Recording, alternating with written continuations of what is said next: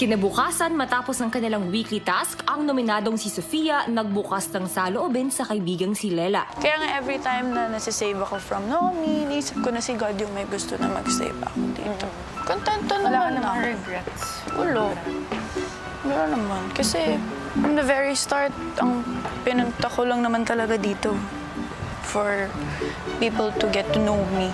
Ikaw talaga isa sa mga nakilala ko here in San. Yung pinakamaputing puso. You really have a good soul. Yun din sabi ko kay Joaquin na yan has a good soul.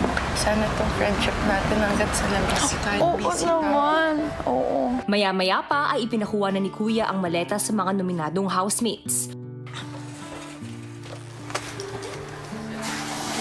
Kung tahimik na nag-eempake ang girls, si Heath naman may bilin sa malapit na kaibigang si Miguel. Miguel, What makes... do one thing for me. Be people's champion. Yo, that's... Kinakabahan po ako ng sobra, kuya. Kasi katulad nga po na sabi ko last time, kuya, this is my fourth nomination or revision night po, kuya. Ilang sandali pa bago ang anunsyo ng botohan, ang ilang housemates dinamayan ng first-time nominee na si Caprice. Bago po mangyari ang eviction, kuya, ako po, kuya, medyo namamanhid pa po, kuya. Hindi ko pa po masyadong napoprocess na mangyayari na po talaga yung eviction, kuya. Kaya medyo nalilibang pa po ko, hindi pa po masyadong nagsisink in na may dalawa pong mawawala na housemates, kuya. Samantala, sa kusina, dinamayan naman si Eliza ng malalapit niyang kaibigan.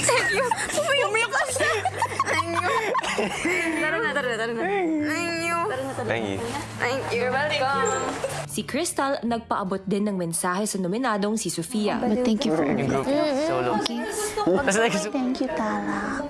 Thank you for being my older sis in this house. Until outside, okay? Gonna eat a lot. Promise? Yes. Promise, huh? Love you so much. You got this. Siyempre, kuya, nalungkot din po ako. Tofi always looks out for me. Para ko po siyang naging ate. Hanggang sa isa-isa ng pinangalanan ang mga lalabas ng bahay. It's okay. Good job. Good job, Ellie. Tingnan mo, ah. Good job, Ellie. Thank you, Ash. Good job. I love you, darling. I love you. Ilaban mo na hanggang midnight, ha? Ellie, ano ka? I love you, Pap. Hanggang big night. Boy, big day. Eliza? Let's go, kuya. Bye-bye! See you soon! Hindi ako pinag-contact ako! I'm sorry, Sophia. You have just been evicted from the Big We're Brother gonna be house. strong, okay? Miss, Sophia? yes po, kuya. Be strong, guys! Galingan mo, ha? Masaya po ako na naging ligtas po si Heath, kuya. Pero naisip ko din po yung isa ko pa rin pong kaibigan, kuya, na si Sofia po, na naging ate ko rin po talaga dito sa loob ng bahay, kuya. Nalungkot din po, kuya, na wala po kailangan po talagang may isang umalis sa bahay niyo, kuya. Very sad, kuya, na siya na naman po yung nang-iwan sa amin at siya na naman po yung umalis po ng bahay niyo, kuya. Nalulungkot po ako, kuya, kasi po alam ko pong madami pa pong pwedeng maipakita sa Ellie. Guys, thank you, but... it's okay. I'm happy to stay. I'm happy to stay there for you. Sa girls' bedroom, apektado rin ang ibang housemate sa paglabas ni Sofia at Eliza. I love you, Sophia. Mabuti po talaga siyang tao, kuya. Sobrang misunderstood po niya, kuya, sa labas. Lalo na po before going in po, kuya. Pero nung nandito po siya, kuya, nakita ko po talaga kung sino po si Sofia Pablo po, kuya. At sobrang ibang-iba po talaga siya, kuya, sa pagkakakilala ko po sa kanya outside world. And nabanggit ko rin po yun sa kanya, kuya, na sobrang na-appreciate ko po, kuya, yung friendship po na binigay niya po sa akin, kuya. May promise kaming dalawa, eh. Uy!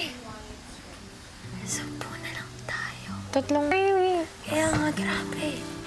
Sa kabilang bahagi ng kwarto, magkausap naman si Carmel at Crystal. But when you're there, what did you feel? Yung nakatayo na kayo. Nothing. I don't know. It's not But this is the second time po, kuya, na naging nominado po ako. And hindi ko po in-expect na masasave po ulit ako, kuya. But of course, malungkot po ako para sa malapit ko pong kaibigan na si Eliza. Since kakabalik niya lang din po dito sa loob ng bahay niyo po, kuya. Paano ba? Like yung na-feel ko nung first tayong naging nominado. Iba yung feeling ko ngayon. Like, there's a big difference between that. What makes it different? Na-feel bad po ako, kuya, since nakita ko po na malungkot din po, kuya, si Miguel. Ayoko din naman po na maging malungkot siya, kuya. Alam niyo po yung parang mixed emotions din po talaga yung naramdaman ko. Masaya po ako, but mas lamang po talaga ko yung pagiging malungkot para po kay Eliza po.